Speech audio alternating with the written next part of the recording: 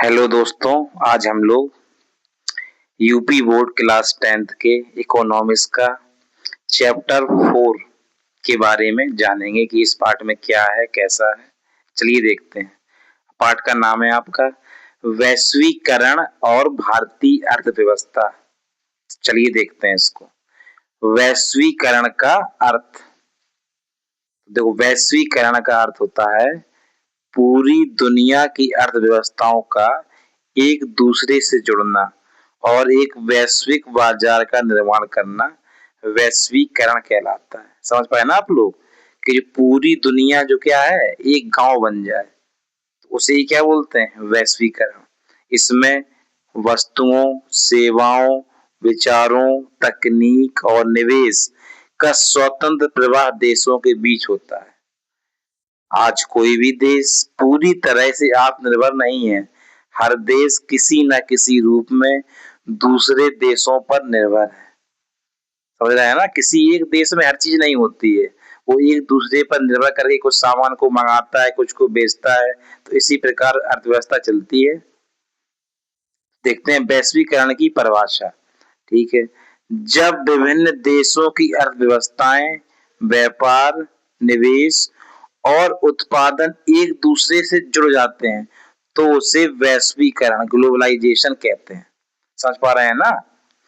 तो जब विभिन्न देशों की अर्थव्यवस्थाएं, व्यापार, निवेश और उत्पादन एक दूसरे से जुड़ जाते हैं तो उसे ही वैश्वीकरण कहते हैं।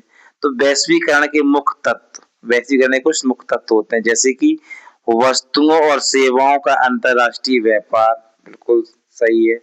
पूंजी और निवेश का प्रवाह, पूंजी जानते हैं आप लोग, जो हम लोग धन लगाते हैं किसी चीज, उसी क्या बोलते हैं, पूंजी। धन को ही बोलते हैं पूंजी, और किसी उद्योग वगैरह में उस पूंजी को लगाते हैं उसी को बोलते हैं निवेश, इन्वेस्टमेंट। तीसरा, नई तकनीक का प्रसार, एक देश दूसरे देश को नई तकनीक देता है। वैश्वीकरण के तत्व हैं ये सब। विदेशी कंपनियां, एमएनसी मतलब मल्टीनेशनल कंपनीज की भूमिका में वृद्धि, रोजगार और उत्पादन के नए अवसर, एक देश के उपभोक्ता को दूसरे देश की वस्तुएं उपलब्ध होना, ये सब वैश्वीकरण के मुख्य तत्व हैं। मतलब वैश्वीकरण के अंतर्गत ये सब चीजें आएंगी ही। चलिए आगे बढ़ते हैं।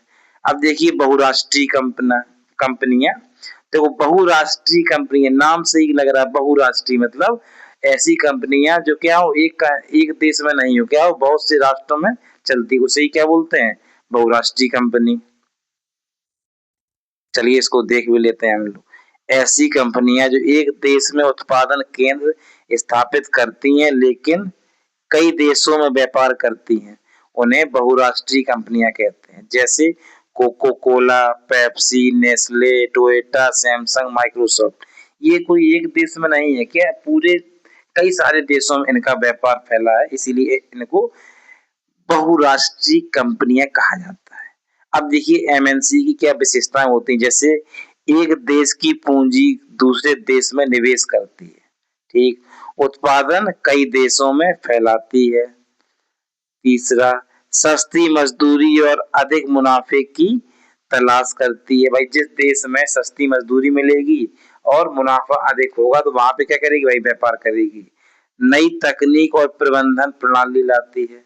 ब्रांड की वैश्विक पहचान, ब्रांड जानते हो, ब्रांड जो लोगो होता है, जैसे कि टेस्ला है, भाई टेस्ला कहाँ की है, अमेरिका की कंपनी है, पूरे विश्व में फैल रही इस समय, है ना। तो ऐसे ही, तो एमएनसी उत्पादन कैसे फैलाती है, देखते हैं। स्थानीय कंपनियों में निवेश करके, किसी देश की कंपनी होती है तो उसमें निवेश कर देते हैं लोग, स्थानीय कंपनियों को खरीद करके टेक ओवर कर लेते हैं। भाई किसी देश की छोटी कंपनी है, उसको खरीद लिया तो इनका व्यापार फैल जाएगा वहां पर। स्थानीय कंपनियों के साथ साझेदारी करके, कहीं कहीं क्या क्या करते हैं कि कंपनी के साथ साझेदारी कर लेते हैं लोग, अपने उत्पाद के हिस्सों का निर्माण अलग अलग देशों में करवा कर। इस प्रकार ये लोग क्या करते हैं, एमएनसी जो है अपना उत्पादन फैलाती है।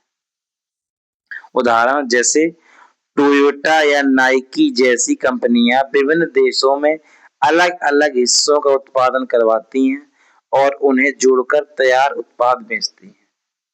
ठीक है, विदेशी निवेश, देखो निवेश, निवेश का मतलब होता है पैसा लगाना। और विदेशी माने कौन लगाए पैसा? विदेशी लोग। विदेशी लोग अगर हमारे देश में पैसा लगाते हैं तो इसे क्या बोलते हैं? विदेशी निवेश। चलिए परिभाषा देख लेते हैं इसकी। जब कोई विदेशी कंपनी किसी अन्य देश में उत्पादन या व्यापार के लिए पूंजी लगाती है, धन लगाती है, तो उसे विदेशी निवेश, फॉरेन इन्वेस्टमेंट कहा जाता है। जैसे भारत में विदेशी निवेश से कुछ लाभ होते हैं, जैसे कि विदेशी निवेश जब करेंगे तो क्या देंगे वो लोग? नई तकनीकी आई है भाई। जब कोई विदेशी हम लोगों को रुपए देगा तो क्या देगा भाई? अपनी तकनीक भी देगा कि हाँ ऐसे बनाओ तभी तो लाभ होगा। रोजगार के अवसर बढ़े हैं। जब विदेशी निवेश बढ़ता है तो क्या होता है? कई लोगों को रोजगार मिलता है। जैसे कि हमारे यहाँ सैमसंग की फैक्ट्री जो मतलब कंपनी खुली है सैमसंग वाली, तो उसमें क्या होता है? हमारे देश के कई लोगों को रोजगार मिलता है। उत्पादन क्षमता में वृद्धि हुई है। सही बात, उत्पादन भी बढ़ जाता है उससे। अब देखिए वैश्वीकरण के लाभ।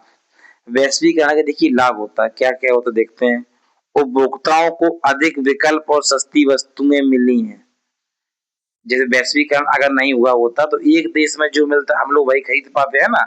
अब वैश्वीकरण के कारण हम लोग क्या करते हैं? अमेरिका की चीजें भी ले सकते हैं, और रसियन का भी मतलब जो रूस है, रूस कंट्री का भी क्या कर सकते हैं? वहां से भी हम लोग कुछ सामान खरीद सकते हैं, फ्रांस से भी ले सकते हैं, लंदन से भी ले सकते हैं। तो वैश्वीकरण के कारण उपभोक्ता को अधिक विकल्प मिले हैं। नई तकनीक और उत्पादन पद्धतियां आई हैं, बिल्कुल सही बात है। विदेशी निवेश बढ़ा है और इससे रोजगार मिला है। नेक्स्ट पॉइंट, भारत की कंपनियों ने भी विदेशों में अपना व्यापार बढ़ाया है। कई भारतीय कंपनियां अभी क्या है? फ्रांस में चल रही हैं, कहीं साउथ अफ्रीका में चल रही हैं। नेक्स्ट पॉइंट, भारत की आईटी और सेवा क्षेत्र ने विश्व स्तर पर पहचान बनाई है। सही बात। अब देखिए वैश्वीकरण के कुछ नुकसान भी है। क्या नुकसान हो सकते हैं देखते हैं इसको। ये है कि पहला पॉइंट, छोटे और घरेलू उद्योगों पर नकारात्मक असर पड़ा है। अगर वैश्वीकरण है तो अगर बाहर जैसे विदेश का सामान सस्ता है ना, ठीक है ना, तो क्या होगा? हम लोगों का घर का सामान नहीं बिक पाएगा। इसी इसी को ही बोलते हैं कि घरेलू जो सामान है उस पर असर पड़ा है। विदेशी कंपनियां भारतीय कंपनियों से प्रतिस्पर्धा में आगे निकल गई। उनके पास अगर टेक्नोलॉजी ज्यादा है तो भाई आगे निकल जाएंगे ना, तो कंपटीशन बढ़ जाता है इसमें। कृषि और छोटे व्यापार प्रभावित हुए हैं। सही बात है। मजदूरों को स्थायी रोजगार की कमी हुई है। अमीर और गरीब के बीच की खाई बढ़ी है। भाई जो अमीर है वो कंपनी इन्वेस्टमेंट करके और बढ़ जा रहा है, जो गरीब है उसको रोजगार नहीं मिल रही, तो दोनों के बीच का अंतर बढ़ गया है।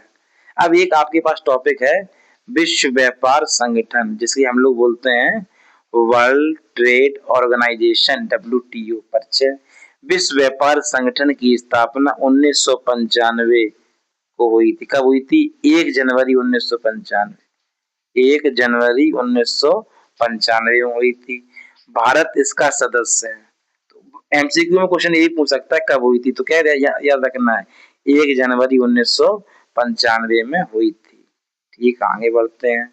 मुख्य उद्देश्य, इसका उद्देश्य क्या है? तो मुख्य उद्देश्य है ये देशों के बीच मुक्त मुफ्त जिसे बोलते हैं मुफ्त और निष्पक्ष व्यापार को बढ़ावा देना। ठीक है। व्यापारिक विवादों को सुलझाना। देशों के बीच अगर कोई विवाद हो रहा है तो उसे क्या करना है? सुलझाना है, सॉल्व करना है। अंतरराष्ट्रीय व्यापार के नियम बनाना। तो ये WTO के कारण है, आपको याद रखना। आलोचना, कुछ देश इसकी आलोचना भी करते हैं। किस पॉइंट में? क्यों? क्या बोलते हैं? यह अमीर देशों के हितों की रक्षा अधिक करता है और गरीब देशों की कंपनियां प्रतिस्पर्धा में पिछड़ जाती हैं। तो ये मतलब आलोचना होती है, कहीं हद तक ये सही भी है। ठीक, आगे बढ़ते हैं। अब देखिए 3 शब्द आपको नए मिल रहे हैं यहाँ पर, उदारीकरण, निजीकरण और वैश्वीकरण। इनको शॉर्ट में बोलते हैं LPG। एल का मतलब होता है लिबरलाइजेशन, उदारीकरण। निजीकरण को बोलते हैं प्राइवेटाइजेशन, तो P हो गया। और G से होता है ग्लोबलाइजेशन, वैश्वीकरण। तो LPG, ठीक है ना। तो उदारीकरण क्या होता है? उदारीकरण मतलब उदार, सरकार द्वारा व्यापार और उद्योग से जुड़े नियमों को आसान बनाना। इसी को ही बोलते हैं उदारीकरण। सरकार क्या हो गई है? उदार हो गई है। कुछ नियम जो है उनको आसान बना दिया है। इसका उद्देश्य क्या था इसका? व्यापारिक बाधाओं को हटाना और विदेशी निवेश को आकर्षित करना, ये इसका उद्देश्य था। निजीकरण, सरकारी कंपनियों को निजी क्षेत्र के हाथों में देना या निजी कंपनियों को बढ़ावा देना, इसी को क्या बोलते हैं? निजीकरण। आजकल कर भी रही सरकार, जो कुछ कंपनियां सरकारी है जो घाटे में है, तो क्या कर रही है? उसको प्राइवेट कर रही। प्राइवेट में काम ठीक होता है, तो इसी को बोलते हैं निजीकरण। अब वैश्वीकरण, अभी आप लोग पढ़ ही चुके हैं इसको, देश की अर्थव्यवस्था को विश्व से जोड़ना, इसी को क्या बोलते हैं? वैश्वीकरण। तो ये तीनों सुधार जो है कब आए थे? 1991 में, की नई आर्थिक नीति मतलब न्यू इकोनॉमिक पॉलिसी के अंतर्गत शुरू किए गए थे। कब? 1991 में तीनों आए थे, ये आप लोग याद रखिएगा, ठीक है ना। चलिए आगे देखते हैं, भारतीय अर्थव्यवस्था पर वैश्वीकरण का प्रभाव। तो प्रभाव देखो क्या हो सकता है, पॉजिटिव भी हो सकता है, नेगेटिव भी। सकारात्मक प्रभाव क्या हुआ देखते हैं। सबसे पहले विदेशी निवेश में वृद्धि हुई है, ठीक है। रोजगार के नए अवसर मिले हैं, आईटी और संचार क्षेत्र में प्रगति हुई है, उपभोक्ताओं को सस्ती और गुणवत्तापूर्ण वस्तुएं मिली हैं। तो ये इससे वैश्वीकरण से भारत को लाभ है। अब कुछ हानियां भी होंगी, उसको भी देखते हैं। अब देखिए नकारात्मक प्रभाव, इसको भी याद रखना है। जैसे छोटे उद्योग और कुटीर उद्योग पिछड़ गए हैं। अब जब हम लोग वैश्वीकरण विश्व के लिए भारत खुल जाएगा, तो जो बड़ी बड़ी कंपनियां होती हैं वो सामान सस्ता देती हैं, तो वो चल जाएंगे, और जो छोटे उद्योग होते हैं भाई मेहनत करना पड़ता है, कुछ उद्योग हाथ से, तो सामान महंगा होता है, जिस कारण क्या है, ये लोग पिछड़ गए हैं भाई। समझ रहे हैं ना, क्योंकि हाथ से काम करोगे तो भाई ज्यादा समय लगेगा, और जो फैक्ट्री वगैरह मशीन से बनता है वो काम फास्ट होता है, इसीलिए तो ये लोग क्या हो गए, पिछड़ गए हैं। अब दूसरा पॉइंट, रोजगार अस्थायी हो गए, स्थायी नहीं है रोजगार, कंपनियां आने से रोजगार अस्थायी हो गया, कम रोजगार मिल रहा है। विदेशी कंपनियों पर निर्भरता बढ़ी है, जब से वैश्वीकरण आ गया है तो भारत में विदेशी कंपनियां बढ़ गई हैं। वैश्वीकरण से प्रभावित क्षेत्र, मतलब वैश्वीकरण से कौन से क्षेत्र प्रभावित हैं देखते हैं। तो कृषि क्षेत्र, विदेशी उत्पादों से प्रतिस्पर्धा बढ़ी, कृषि क्षेत्र में कंपटीशन बढ़ा है। उद्योग क्षेत्र, आधुनिक तकनीक आई लेकिन छोटे उद्योग प्रभावित हुए हैं, ठीक है। सेवा क्षेत्र, आईटी, बैंकिंग, संचार आदि में तेज वृद्धि हुई है। इन सब में क्या हुआ है, सेवा क्षेत्र हम लोगों का वैश्वीकरण से बढ़ा है, और उद्योग में कंपटीशन हो रहा है इस समय। चलिए आगे बढ़ते हैं, सरकार और वैश्वीकरण। सरकार को ऐसे कदम उठाने चाहिए जिससे क्या हो, छोटे व्यापारियों और किसानों की सुरक्षा हो, ठीक। विदेशी कंपनियों पर उचित नियंत्रण रहे, रोजगार और आय में समानता बनी रहे, शिक्षा और कौशल विकास पर ध्यान दिया जाए। तो ये चारों काम सरकार को ध्यान देना चाहिए, जिससे क्या हो, वैश्वीकरण को वैश्वीकरण का भारत को और अधिक लाभ मिले। निष्कर्ष देख लेते हैं भाई, इसमें क्या क्या है इस पार्ट में, मतलब क्या क्या हम लोग पढ़े हैं। तो वैश्वीकरण ने भारत को विश्व के बाजार से जोड़ दिया है, इससे विकास के अवसर बढ़े हैं, लेकिन साथ ही चुनौतियां भी आई हैं। यदि सरकार, उद्योग और श्रमिक वर्ग मिलकर काम करें तो भारत वैश्वीकरण के लाभों का अधिकतम उपयोग कर सकता है। तो ये आपका पार्ट कंप्लीट हो चुका है। Thanks for watching this video. Thank you.